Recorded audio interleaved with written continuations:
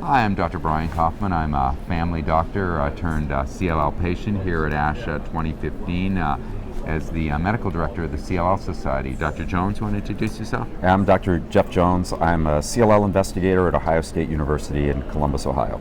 Well, you are the lead author on an important paper on venetoclax in a difficult to treat population. Could you tell us a little about that? Right, as I think has kind of emerged over the last year, and as our group and a group from MD Anderson have published, the prospects for patients who are progressing during or after discontinuation of treatment with a B-cell receptor signaling antagonist is somewhat challenging.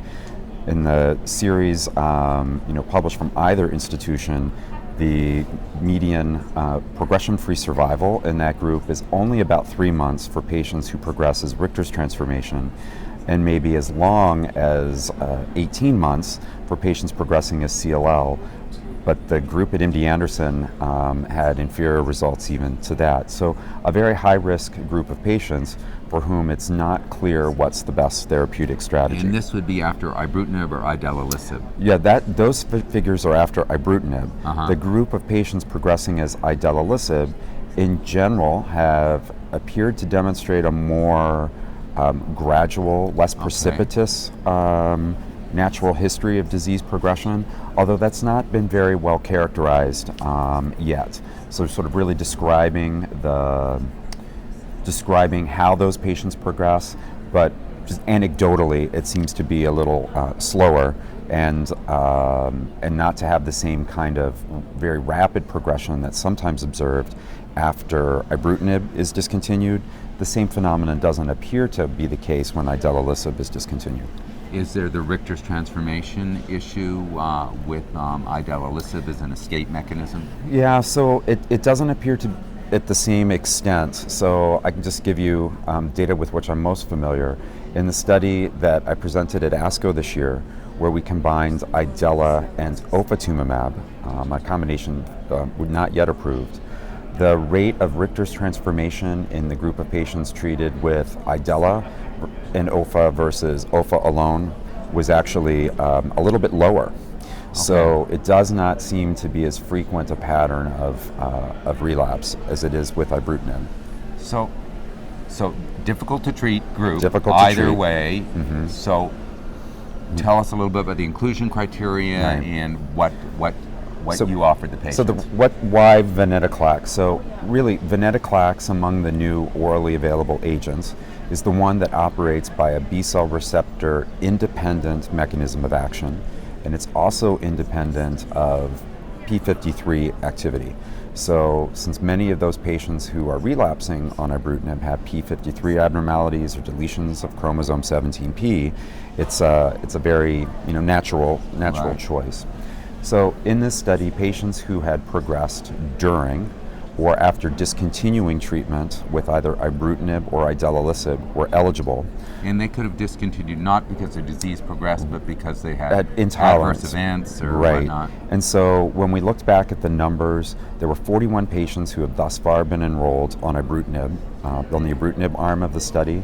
And of that group, I believe it's 25 who had investigator-assessed relapse during ibrutinib or refractory to treatment with ibrutinib. So relapsed or refractory to ibrutinib treatment. And we'll talk more in a minute about the response characteristics, but for purposes of assessment and discussion of response, they appear to respond similarly. Okay. And in the idelalisib arm, what was?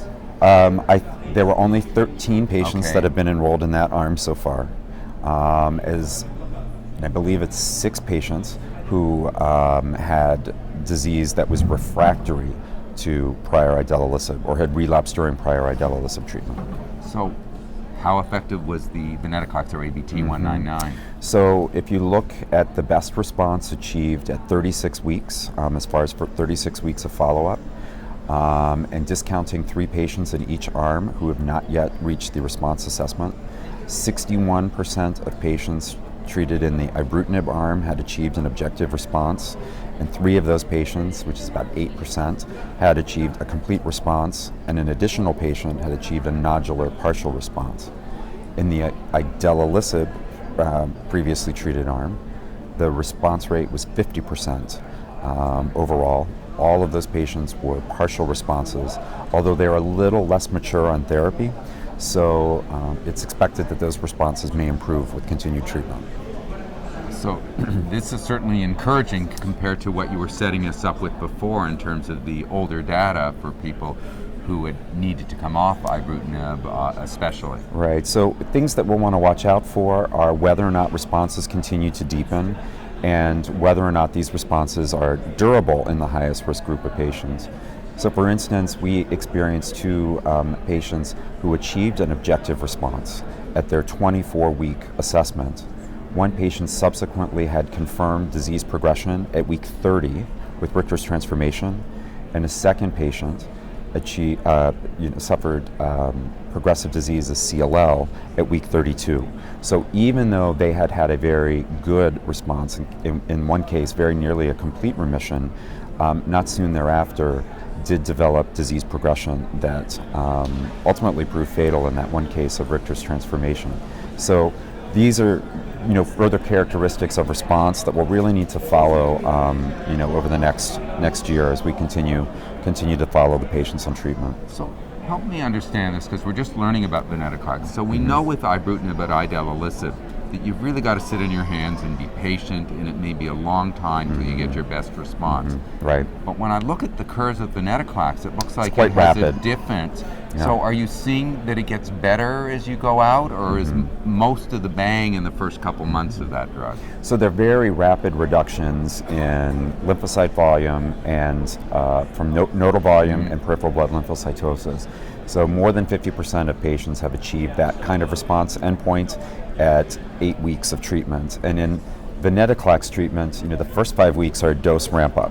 Right. So if you consider that's really only 4 weeks at the most effective, or what we think is maybe the most effective dose of venetoclax. So it's very rapid, and yes, they do appear to increase with time. So for instance, no complete responses were observed at 8 weeks of treatment, but at 24 weeks of treatment, we did see CRs start to emerge. And in some cases, we're still looking over the MRD data, but I can tell you that it's looking promising. All right. And adverse events when you're mixing these 2 oral agents, or going from one to the other? Right, so if you look at the toxicity data that I'll present, it's going to look very similar to other studies of single agent venetoclax. The most common toxicities of all grades are neutropenia and some GI toxicity, nausea and diarrhea. And in none of those cases are those problems treatment limiting. Is the low neutrophil count, which we're seeing pretty much across the board with venetoclax. Yeah, that's right. And if you look at the most severe adverse events, grade 3 and 4 adverse events, the neutropenia and other cytopenias are the most common, but are in general manageable in all cases. Tumor lysis, since that's really been an issue with venetoclax treatment, was observed on laboratory tumor lysis in 2 patients. One experienced hyperuricemia, one experienced hyperphosphatemia. High uric acid, high phosphate. Yeah. And in both cases, it was managed without clinical consequences. So no patient required dialysis, no one had to be hospitalized, and those patients were both able to successfully remain on therapy. All right. So overall, the toxicity profile, I think, is favorable. So promising efficacy. We have that, really need to further clarify in terms of depth of response, durability of response, and but encouraging that the toxicity profile is squaring up with what we've seen before. Any final thoughts on this trial? I think I've made this point to you before. I think what we're seeing now is the era of sequential therapy. And so as people start thinking for relapse patients whether it's going to be better to give sequential or combination therapy, we're seeing that patients are relapsing after ibrutinib, patients are relapsing after idelalisib, and patients are relapsing when they get subsequent venetoclax. So, I think there's still a very important role to explore whether or not we could do a better job in combination. All right. Dr. Jones, thanks so much. Always Thank my you. pleasure. I always learn something. Thank you.